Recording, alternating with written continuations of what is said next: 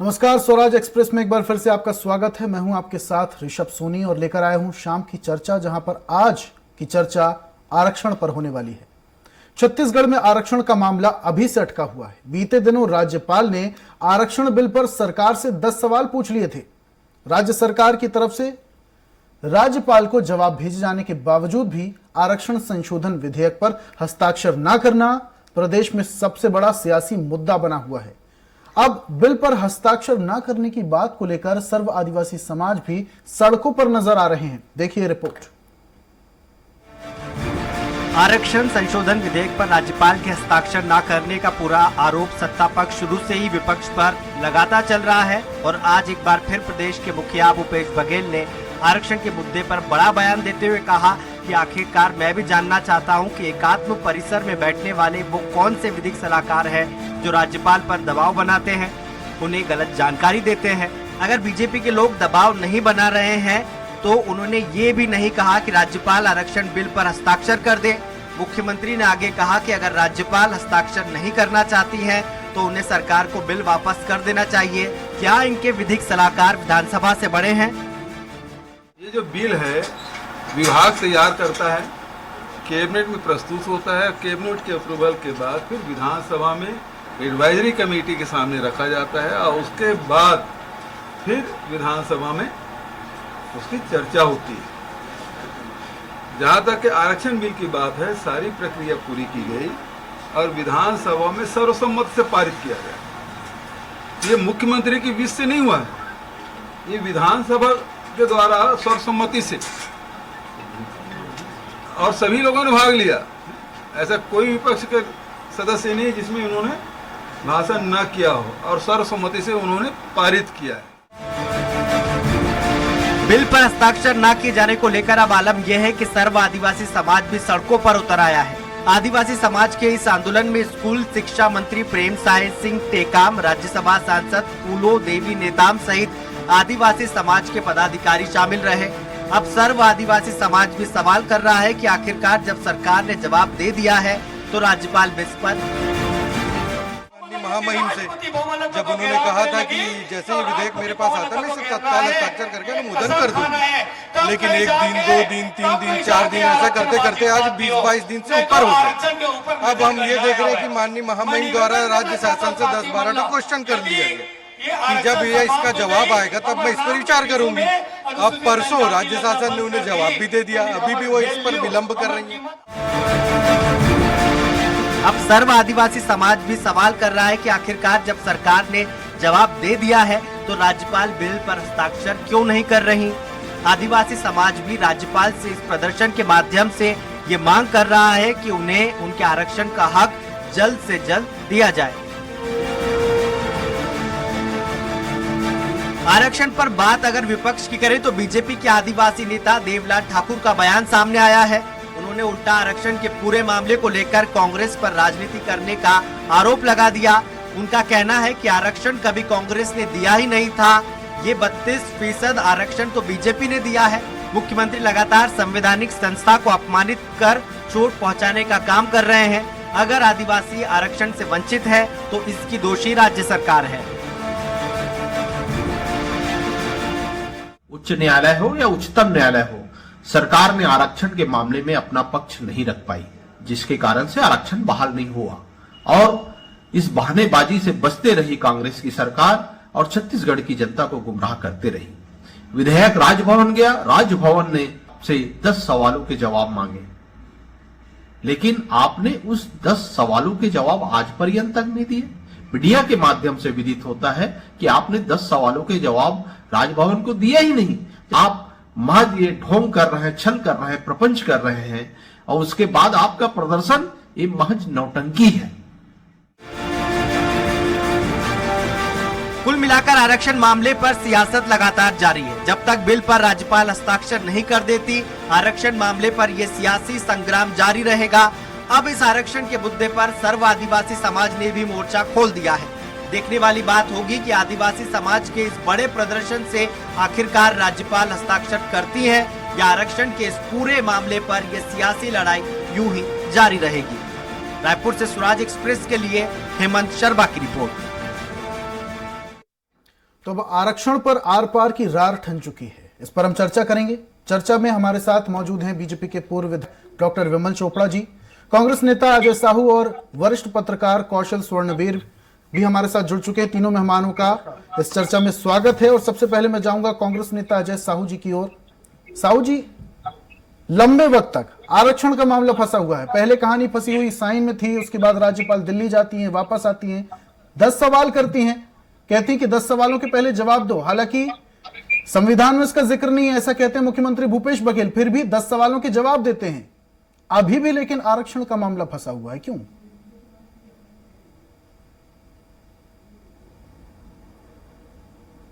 देखिए ऋषभ जी, ये मामला जब आया तो महामहिम राज्यपाल जी ने ही कहा था कि विधानसभा का विशेष सत्र बुलाया जाए। उनकी सहमति के बाद विधानसभा का विशेष सत्र बुलाया जाता है, सर्वसम्मति से विधेयक पास होता है, कैबिनेट के मंत्री विधेयक को लेकर के राजभवन जाते हैं और राज्यपाल जी कहती हैं कि मैं इसमें सोमवार को हस्ताक्षर कर दूंगी। लेकिन 2 दिन में ऐसा क्या हो जाता है कि उनको 10 सवाल याद आते हैं। संवैधानिक भारत के संविधान में राज्यपाल को इस तरीके से सवाल करने का अधिकार नहीं है, क्योंकि विधानसभा ने सर्वसम्मति से पारित करके उस विधेयक को उनके पास भेजा है। उनके पास 3 विकल्प बचते हैं, या तो वो उस विधेयक को वापस कर दें, या तो राष्ट्रपति जी के पास भेजें, या अनिश्चित काल के लिए अपने पास इस तरीके से मीन मेक निकाल करके लटका कर रखें। तो महामहिम क्या चाहती हैं ये उनको स्पष्ट करना चाहिए। उसके बाद उनके जो 10 सवाल आते हैं जो विधि सम्मत नहीं होते हैं, उसके बाद भी माननीय मुख्यमंत्री जी कहते हैं कि अगर उन्होंने कोई चीज पूछा है तो हमको इस प्रदेश के 3.25 करोड़ जनता के हितों को देखते हुए हम प्रोटोकॉल के आगे जाकर के प्रोटोकॉल तोड़ करके उनको जवाब भेजते हैं, और उसके बाद वो बात करती है कि हम विधिक सलाहकार से चर्चा करेंगे। तो सबसे बड़ा प्रश्न ये होता है कि क्या विधि सलाहकार जो है वो विधानसभा से बड़ा हो गया? छत्तीसगढ़ की सबसे बड़ी पंचायत है, 3.25 करोड़ जनता ने वहां पर अपने प्रतिनिधि भेजे हैं चुन करके। इसमें भारतीय जनता पार्टी के भी लोग हैं, वो भी चर्चा में भाग लेते हैं, और विधानसभा के अंदर सर्वसम्मति से विधेयक पारित होता है। उसके बाद 15 वर्षों तक मुख्यमंत्री रहे डॉक्टर रमन सिंह जी एक अंग्रेजी अखबार को इंटरव्यू देते हैं और कहते हैं कि मुख्यमंत्री की मंशा अनुरूप राज्यपाल उसमें हस्ताक्षर नहीं करेंगी विधेयक में। तो ये मंशा मुख्यमंत्री जी की मंशा नहीं है, ये मंशा छत्तीसगढ़ की 3.25 करोड़ जनता की मंशा है। ये मंशा छत्तीसगढ़ की सबसे बड़ी पंचायत विधानसभा की मंशा है, और मुख्यमंत्री इसलिए लड़ाई लड़ रहे हैं, इसलिए आगे आ रहे हैं क्योंकि वो चाहते हैं कि इस प्रदेश के अंदर जिसकी जितनी आबादी है उसको उतना अधिकार मिल सके। सबसे बड़ी बात ऋषभ जी, इसमें एक चीज ये समझ में आती है कि कांग्रेस के मंत्री विधायक बार बार राजभवन जाते हैं और महामहिम से निवेदन करते हैं कि आप इस बिल में हस्ताक्षर कर दें, लेकिन आज 25 दिन हो गए हैं, मैं यहां पर तख्ती लगाकर बैठा हूं कि मेरा विधेयक आने वाला था, 25 दिनों तक अटका हुआ है। बिल्कुल अजय जी, माफ कीजिएगा, बड़े निवेदन के साथ आपको रोकना चाह रहा हूं मैं। जनता पार्टी का ये जो एक तख्ती भी आप नेता राजभवन नहीं जाता है, 25 दिन हो जाते हैं। स्पष्ट तौर पर दिख नहीं पा रही होगी क्योंकि बड़े छोटे शब्दों में लिखा है। मैं इस पर आने वाला था और आपसे पूछने वाला था कि ये तख्ती पर क्या लिखा हुआ है, क्या संदेश है, जरा इस बारे में भी थोड़ा सा बता दीजिए। इस तख्ती पर लिखा हुआ है कि मेरा विधेयक राजभवन में भाजपा के इशारे पर 25 दिनों से अटका हुआ है। तो भारतीय जनता पार्टी का एक भी नेता इस प्रदेश के लोगों के हित के लिए राजभवन क्यों नहीं जाता, महामहिम को चिट्ठी क्यों नहीं लिखता कि आपको इसमें हस्ताक्षर करने चाहिए? जब विधानसभा में आपने विरोध नहीं किया तो राजभवन जाने में आपको इतना गुरेज क्यों है? और 15 वर्षों तक मुख्यमंत्री रहे डॉक्टर रमन सिंह इस तरीके से बचकाना बयान देते हैं, इस तरीके से राजनीति करते हैं, लोगों की भावनाओं के साथ खेलते हैं। आज सर्व आदिवासी समाज ने राजभवन का घेराव करने का निर्णय लिया था, और जब वो लोग गए तो उनके साथ किस तरीके का व्यवहार हुआ, उनको समझ में आया कि इस प्रदेश में महामहिम हमारे समाज की है, इस देश के अंदर राष्ट्रपति हमारे समाज की है, उसके बाद हमारे समाज के साथ एक किस तरीके का व्यवहार हो रहा है। चलिए ठीक है अजय जी, आपके पास वापस से आऊंगा। हमारे साथ पूर्व विधायक भी जुड़े हुए हैं डॉक्टर विमल चोपड़ा जी, उनसे जरा बातचीत कर लेते हैं। चोपड़ा जी, कांग्रेस नेता हमारे साथ बैठे हुए हैं, तख्ती लगा के बैठे हुए हैं। सीधा सवाल है कि जब विधानसभा में सवाल नहीं खड़े किए गए आरक्षण को लेकर, तो क्यों बीजेपी पार्टी की तरफ से एक भी बड़ा अधिकारी पदाधिकारी नहीं पहुंचता है राजभवन में बोलने के लिए कि आरक्षण को लागू किया जाए?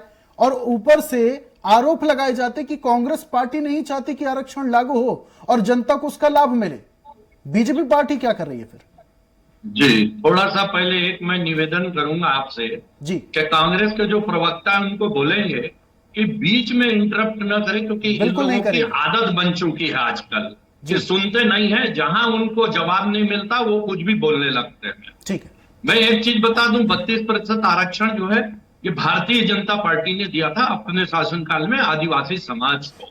4 साल कांग्रेस के पास था कि वो हाई कोर्ट में इसका जवाब दे सकते, लेकिन 4 साल ये आंख में पट्टी बांध के रहे कि आदिवासियों के हित से इनको कोई मतलब नहीं। जब कोर्ट में ये हार गए तब चिल्लाने लगे कि विधेयक जो है वो ठीक नहीं था। 4 साल क्या कर रहे थे आप?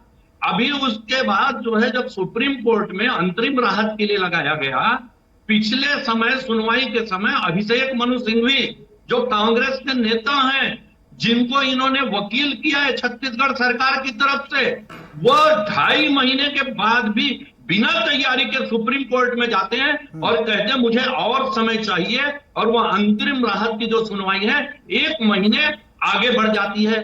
कहां गंभीर है ये? इन्होंने उस वकील से प्रश्न किया कि आपकी तैयारी 2.5 महीने में क्यों नहीं हुई? आप जो है आरक्षण को क्यों समाप्त करने पे तुले हैं? जिस प्रकार का नाटक जो है कांग्रेस कर रही है, ये देखने लायक है कि एक तरफ आप जो है आप राज्यपाल पे दबाव डालते हो कि हमने 10 प्रश्नों का जवाब दिया, आपने प्रश्न लिख के आया है और आप जांचकर्ता को बोल रहे हैं कि मैंने उत्तर लिख दिया, चाहे गलत लिखा चाहे सही लिखा, मेरे को पास करिए, आपको पास करना पड़ेगा। ये किस प्रकार का दबाव है? उनको पढ़ने में नहीं देंगे, जांच करने नहीं देंगे। जब राज्यपाल ने यह प्रश्न किया कि 58% को हाई कोर्ट ने रिजेक्ट कर दिया है, आप 76% को किस प्रकार से मान्यता दिलाएंगे? तो ये बगले झांकने लगते हैं। जिसका जवाब 2 दिन में देना चाहिए, मुख्यमंत्री कहते हैं हम जवाब नहीं देंगे, उसके लिए 15 दिन का समय लगाते हैं ये, और 15 दिन के बाद मुख्यमंत्री अकड़ कर बोलते हैं कि हमने जवाब भेज दिया, जो जवाब भेजा है आप तत्काल दस्तखत कीजिए। ये किस प्रकार की दबाव की राजनीति है आपकी? आप राज्यपाल पे किस प्रकार का दबाव डालना चाहते हैं? और ये कांग्रेस के नेता हमेशा वक्तव्य दे रहे हैं कि भारतीय जनता पार्टी दबाव डाल। माफ कीजिएगा, रोकना चाह रहा हूं, लेकिन दबाव तो आपकी पार्टी के ऊपर लग रहा है। अजय साहू जी की पार्टी कह रही है कि बीजेपी पार्टी लगातार राज्यपाल पे दबाव बना रही है कि हस्ताक्षर ना करे। वही मैं बोल रहा हूं कि एक तो ये प्रूफ रखते, एक तो तथ्य रखते कि ये भारतीय जनता पार्टी के इस नेता ने राज्यपाल को ये सलाह दी कि आप दस्तखत मत कीजिए। ये अपनी करनी पे कहेंगे कि भारतीय जनता पार्टी के लोग जाकर के वहां कहें कि राज्यपाल हस्ताक्षर करे। करनी आपकी, राज्यपाल को हम स्वतंत्र मानते हैं, राज्यपाल को आपने जवाब भेजा है, उसका जवाब का उनको जो है अध्ययन करना जरूरी है। और दूसरी चीज बता दूं, ये कहते हैं संविधान में व्यवस्था नहीं है सवाल की। देखिए ये विशेष परिस्थितियां हैं, संविधान ने कहा 50% से ऊपर आरक्षण नहीं हो सकता, विशेष परिस्थिति जहां होगी वहां पर जो है राज्य विचार करे। इसलिए ये अध्यादेश विशेष परिस्थिति का है, इसलिए इन विशेष परिस्थितियों में राज्यपाल 10 नहीं 100 सवाल जो है मुख्यमंत्री से कर सकते हैं। और मुख्यमंत्री घबराते क्यों हैं कि भाई हम जो है इसका जवाब नहीं देंगे? क्यों नहीं जाते मुख्यमंत्री? और आप एक चीज देखिए, इतने दिन हो गए, आज 3 महीने 3.5 महीने हो गए, कभी मुख्यमंत्री जी ने ये सोचा कि चलिए मैं एक बार जाकर के राज्यपाल जी से मिल करके अनुरोध कर लूं कि इसमें क्या क्या एक बार चर्चा कर ली जाए? लेकिन मुख्यमंत्री की अपनी अकड़ है कि मैं नहीं जाऊंगा, राज्यपाल को सम्मान नहीं दूंगा, अखबारों के माध्यम से राज्यपाल पे दबाव डाला जाएगा कि राज्यपाल हस्ताक्षर करे, राज्यपाल किसी से सलाह ना ले। आप बोलते हैं कि कानूनी सलाहकार जो है वो विधानसभा से बड़े हो गए। आपको ध्यान होना चाहिए कि विधानसभा में भी जो प्रस्ताव पास होता है उसके लिए विधानसभा अध्यक्ष भी सलाह ले सकते हैं। आपने प्रस्ताव कर दिया विधानसभा में छत्तीसगढ़ को बेच दिया जाए, तो क्या आप कर देंगे वैसा? उसके लिए भी उसकी कानूनी जो है वैधता क्या है उस पर विचार होता है। उसके बाद जो है वो विधेयक जो है वो कानून का रूप लेता है। जिस प्रकार से आप बात कर रहे हैं कि आज यदि 3 महीने हो गए और कांग्रेस के लोग सुप्रीम कोर्ट में गए कि अंतरिम राहत मिले, अंतरिम राहत की तरफ आपका ध्यान नहीं है। 58 को जो है हाई कोर्ट ने रिजेक्ट किया, आप उसी को 76 लेकर के जा रहे हैं। आदिवासी समाज की हितैषी होने के नाते हमारी जो राज्यपाल है वो चाहती है कि आदिवासी समाज को न्याय मिले, लेकिन जहां आरक्षण आदिवासी समाज को लेकर के बाधित हुआ था वहां आपने सबको घुसा दिया। ईडब्ल्यूएस को जो है आप कितना 4% दे रहे हैं, आप जो है कह रहे हैं जिसकी आबादी जितनी उतनी, तो आपके पिछड़े वर्ग की आबादी कितनी है, 40% है, तो 27 क्यों दे रहे हैं उसको? आप किस प्रकार की बात आप करना चाह रहे हैं? आपने कहा था, वादा किया था कि अनुसूचित जाति को हम 16% आरक्षण देंगे, और उनके साथ भी आप जो है विश्वासघात करके 13% आरक्षण की बात जो है लाते हैं। आप किस प्रकार की बात कर रहे हैं आप? ठीक है चोपड़ा साहब, वापस से आऊंगा आपके पास, कांग्रेस नेताजी की ओर बढ़ता हूं मैं। अजय जी क्या कहेंगे? पूरी बात आपने चोपड़ा साहब की सुनी, समस्या क्या है? अगर राज्यपाल सवाल करती हैं, उसकी तहकीकात करती हैं, तो मुख्यमंत्री को सवालों के जवाब देने में समस्या क्या है? देखिए ऋषभ जी, अगर माननीय मुख्यमंत्री जी को सवालों के जवाब देने में समस्या होती तो वो सवालों के जवाब कभी नहीं भिजवाते। राज्यपाल को यह अधिकार नहीं है कि वो इस तरीके से विधानसभा से पारित हुए विधेयक पर इस तरीके से प्रश्न खड़ा करें। अभी विमल जी कह रहे थे भारतीय जनता पार्टी किस हद तक गिर चुकी है, इसका अंदाजा आप इसी बात से लगा सकते हैं कि इन्होंने अभी ऑन चैनल कहा कि अगर विधानसभा में ये बात पारित हो जाए कि छत्तीसगढ़ को बेच दिया जाएगा तो क्या वो कानून बन जाएगा? तो क्या छत्तीसगढ़ को अगर बेचने की बात आएगी तो क्या उसमें सर्वसम्मति से वो निर्णय पारित हो जाएगा? किस तरीके का उदाहरण, किस तरीके की चीजों में दिया जा रहा है? यह दर्शाता है कि भारतीय जनता पार्टी कितने निचले स्तर की राजनीति करने पर उतर आई है। छत्तीसगढ़ को जिन्होंने 15 वर्षों तक बेचने का काम किया, आज वो लोग काल नेमी बन करके आज छत्तीसगढ़ के हितैषी बनने का ढोंग करने का काम कर रहे हैं। आपने, आपकी सरकार ने अपने कार्यकाल में जिस तरीके से अनुसूचित जाति वर्ग का आरक्षण कम किया तो वो लोग कोर्ट गए, कोर्ट वो लोग गए। ठीक है साहब, सुन लीजिए जी ऋषभ, चोपड़ा जी ने मुद्दे की बात यह कही है कि अगर राज्यपाल ने सवाल किए और उसके उत्तर अगर भेजे जा रहे हैं तो चाहे जैसे भी उत्तर हों तो क्या राज्यपाल को हस्ताक्षर कर देने चाहिए? फिर सवाल पूछने का तो अर्थ ही नहीं निकला। अगर सवालों के सही जवाब नहीं मिले तो उन सवालों को कोई अर्थ नहीं, निरर्थक हुए वो सवाल। भाई जो देखिए ऋषभ जी जो डाउट्स थे उसको क्लियर किए। विधेयक बनाता कौन है? विभाग बनाता है, सरकार बनाती है। विधानसभा में पारित होने से पहले एडवाइजरी कमेटी को जाता है, कैबिनेट में पास होता है। यह सारी लंबी प्रक्रिया है, यह कोई बनिया की दुकान नहीं है। ये जो बनियों की पार्टी है उनको हर चीज अपनी प्राइवेट फर्म जैसी लगती है, लेकिन सरकार प्राइवेट फर्म नहीं है। सरकार अपने नियम के हिसाब से चलती है, संविधान के हिसाब से चलती है। हमने जो किया है न्याय संगत किया है, संविधान के अनुरूप किया है, और महामहिम को और राज्यपाल जी को जो अधिकार है उसका उनको पालन करना चाहिए। उसके अंदर रह करके उनको भी संविधान का सम्मान करना चाहिए। और भारतीय जनता पार्टी के 15 साल तक मुख्यमंत्री रहे डॉक्टर रमन सिंह जी राजभवन के प्रवक्ता कब बन गए?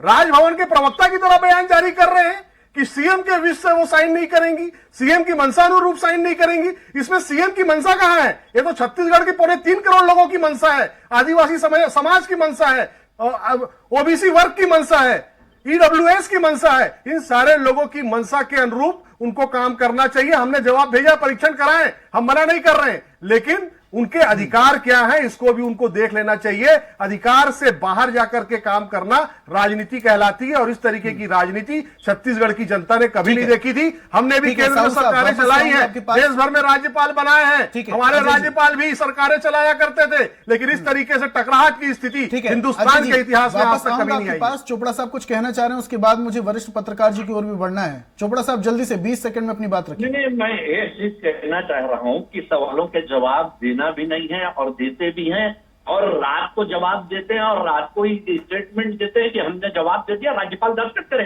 बिना पढ़े दस्तखत करे। आपको एक चीज बता दूं कि ये जो कोर्ट में ये मान्यता, जो आज ये आरक्षण फंसा है, किसने लगाया था? कुणाल शुक्ला ने।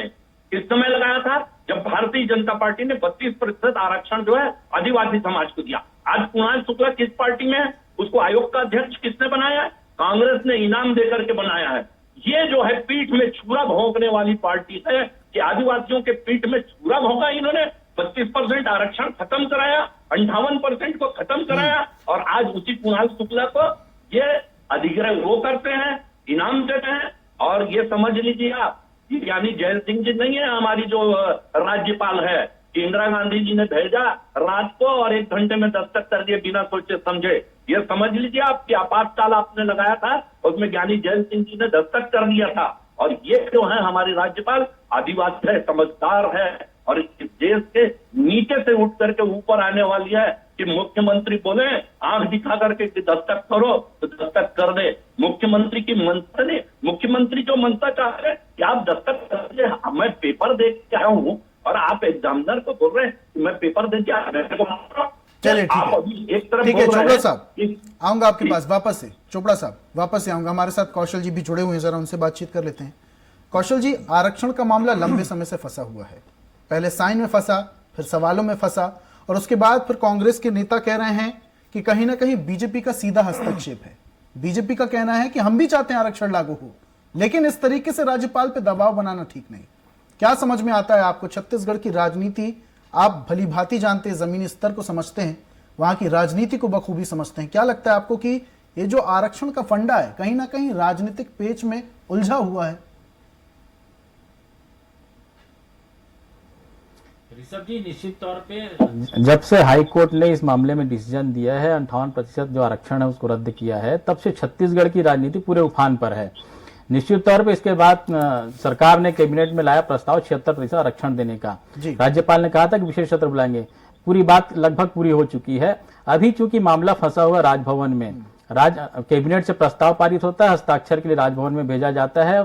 उसके बाद से अभी तक आप देख रहे हैं कि भारतीय जनता पार्टी, कांग्रेस और राजभवन, इन तीनों के बीच में आरक्षण का मामला चल रहा है और एक दूसरे पर आरोप और प्रत्यारोप लगातार लगाए जा रहे हैं। छत्तीसगढ़ की राजनीति में आप देखेंगे तो जो आरक्षण का मुद्दा है काफी समय से चल रहा है। इसके पहले भी जब क्वांटिफाइबल डाटा आयोग की जो रिकॉर्ड आई थी, उसमें ये कहा गया था कि जिसमें जिसका अधिकार है उसके हिसाब से हम यहाँ पर उसको आरक्षण देंगे। लेकिन आप देखेंगे कि आरक्षण का मामला इतना पेचीदा होते जा रहा है कि पिछले 2 महीने से छत्तीसगढ़ की जो स्थिति है वो लगभग आरक्षण का यहाँ 0% है। ना तो यहाँ पर आप कोई नौकरी निकाल पा रहे हैं, ना यहाँ पे भर्ती हो पा रही, ना तो प्रवेश परीक्षाएं हो पा रही। इवन जो कॉलेज में जो भर्ती होती, जो आरक्षण जिसमें लागू होता है, वो प्रवेश भी नहीं हो पा रहे हैं। तो निश्चित तौर पे आरक्षण को लेकर आप देख रहे हैं कि छत्तीसगढ़ की जो राजनीति काफी उबाल मार रही है और इस आरक्षण के कारण छत्तीसगढ़ का जो भविष्य है वो अटका हुआ है। मुझे लगता है कि इस मामले में बहुत ज्यादा राजनीति नहीं होनी चाहिए, क्योंकि राज्यपाल को यदि लगता है कि 76% हस्ताक्षर करने से ये विधेयक आगे जाकर अटक सकता है, तो मुझे लगता है कि राजभवन से उस मामले को आगे तो बढ़ाना चाहिए। यदि कोर्ट में अटकता है तो कोर्ट में सरकार जवाब दे दी, राष्ट्रपति अटकाती तो वहां पे जो दूसरी प्रक्रिया वो की जाएंगी। लेकिन राजभवन में अटकाने से मुझे लगता है कि ये जो मामला है यहीं पर ही इसको अटका दिया गया है। यदि राज्यपाल जी को अटकाना ही था तो जिस समय अखबारों में आया था कैबिनेट के प्रस्ताव के बाद कि 76% सरकार आरक्षण देगी, जिसमें ST, SC, OBC और EWS का आरक्षण डिफाइन किया गया था, राज्यपाल को उसी समय स्वतः संज्ञान में लेते हुए ये सवाल करना था सरकार से कि मैंने आपसे 32% आरक्षण के लिए बढ़ाने के लिए सत्र बुलाने को कहा था, आप 76% के लिए ला रहे हैं क्या? यदि ये सवाल उस समय उठा दिए जाते तो मुझे लगता है कि इस तरह की स्थिति अभी नहीं आती, ये जो विवाद की स्थिति ये नहीं बनती। लेकिन आज जो कि विवाद की स्थिति बन चुकी है, तो इस विवाद, चूंकि राज्यपाल के हस्ताक्षर के बाद जो होता है प्रोसेस, यदि राज्यपाल के हस्ताक्षर के बाद ये आगे कोई कोर्ट में चैलेंज करता है तो सरकार अपने तरीके से जवाब देगी, मुझे लगता है, क्योंकि सरकार ने भी तैयारी की होगी यदि 76% आरक्षण ला रहे हैं तो कुल मिला के मुझे लगता है कि आरक्षण को लेकर ज्यादा खींचतान नहीं मचाना चाहिए। राज्य के युवाओं के भविष्य को देखते हुए इसको जल्द से जल्द आगे बढ़ाना चाहिए। आगे कोर्ट में प्रक्रिया होगी, कोर्ट में देखा जाएगा, यदि राष्ट्रपति के पास जाके अटकता है तो जो सरकार की जो प्रक्रिया वो की जाएगी। लेकिन मुझे लगता है कि जो एक नागरिक होने के नाते जो युवाओं का जो भविष्य अटका है, इस पे खिलवाड़ नहीं होना चाहिए। बिल्कुल, नागरिकों के भविष्य से खिलवाड़ बिल्कुल नहीं होना चाहिए। कौशल जी बहुत अच्छी अपनी बात कही, वापस से आपके पास आऊंगा। अजय जी, एक सीधा सा सवाल, समय की बाध्यता है, जल्दी से उत्तर दीजिएगा। 3 तारीख को रैली निकलनी है और ये रैली व्यापक स्तर पर निकलने वाली है। क्या कहेंगे, ये जो रैली निकलने वाली है राज्यपाल के खिलाफ निकलने वाली है या किसी और के खिलाफ निकलने वाली है? क्योंकि आपको भी पता होगा मंत्री कवासी लखमा ने एक बयान दिया है।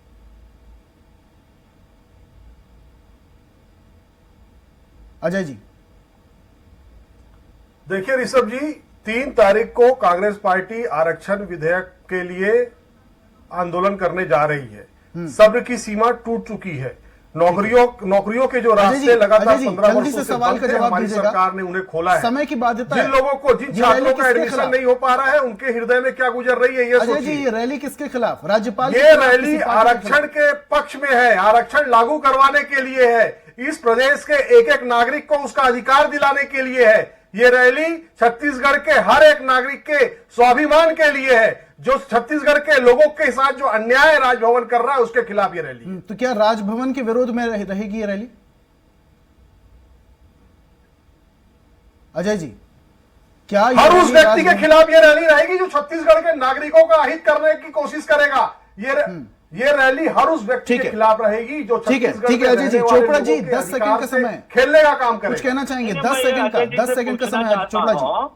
नहीं, मैं अजय जी से पूछना चाहता हूं, अभिषेक मनु सिंह जो इनके वकील हैं, क्या उनके विरुद्ध भी ये रैली है? इन्होंने मनता पाल ली है कि आरक्षण छत्तीसगढ़ तक खत्म करना है। वो 2.5 महीने की तैयारी के बाद भी सुप्रीम कोर्ट में जाकर के जवाब प्रस्तुत नहीं कर सकते हैं क्या? उस अभिषेक मनु सिंघवी को जो लाख पर करोड़ों की फीस दी गई है, क्या उन पर जुर्माना लगा करके वापस ली जाएगी? वो आप उस अभिषेक मनु सिंघवी को आज भी अपना वकील बनाए हुए हो, क्योंकि कांग्रेस के नेता हैं और लाखों की फीस है सरकार उनको दे रही है। आपके चेहरे से नकाब उतर चुका है।